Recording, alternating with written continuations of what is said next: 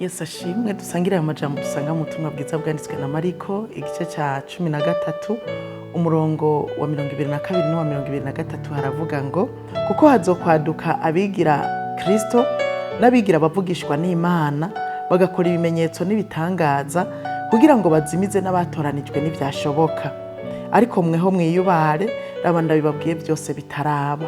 Dusangire ijambo rivuga ngo kugabishwa. Nejo bundi ukaronka ukugabisha uzobugire ubuntu. Akenshi tugabishwa n'abantu bafise ico baturushije kugira ngo ntitugwe mu makosa. Abavyeyi rero murumva yuko turabambere bo kugabisha abana bacu mu ntumbero yo kubarinda ngo ntibagire amakosa bagwamwo. Imyaka baba barimwo tuba twarayiciyemwo, twame tubagabisha igihe cyose tubarinde kugwa mu vyaha. Na Bibiliya iruzuyemwo amajambo y'Imana atugabisha kugira ngo ntitugwe mu vyaha, haba mu isezerano rya kera canke mu isezerano rishasha.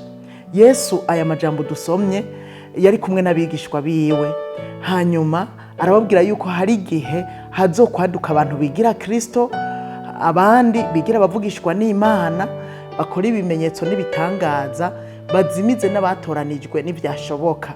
Aha urumva ko nabigishwa nabo nyene yabagabisha kubera bashobora kubamwo. Nico gituma rero yaciye ababwira ngo ariko mweho muze mwiyubare, ndaba byose ndabibabwiye bitaraba.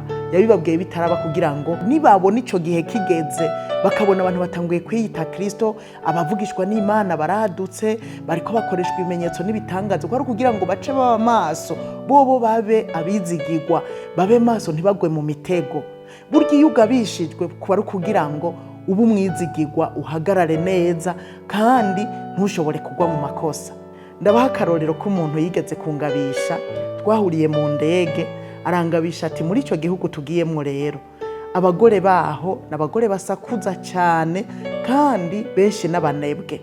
Amaze kungabisha, amaze gushikayo, kubera yari yangabishije nirinze kuba hafi yabo kandi nsanga birankingiye izo sako. Umunsi umwe rero kugira ndabimenye neza ko ibyo yambwiye ari ukuri, sinzi ukuntu bagize inama barantumira. Bamaze kuntumira numva batanguye guharira bavuga ukuntu bagiye barasakuza, umwe avuga uwundi avuga uwundi.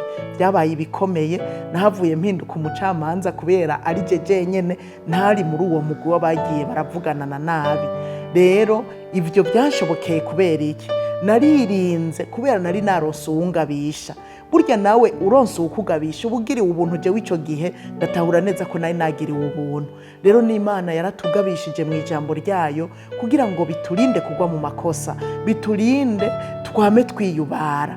Nuko rero dusome ijambo ry'Imana turishire mu ngiro, aho twagabishijwe tube maso kugira ntituzogwe mu mitego. Yesu abahezagira.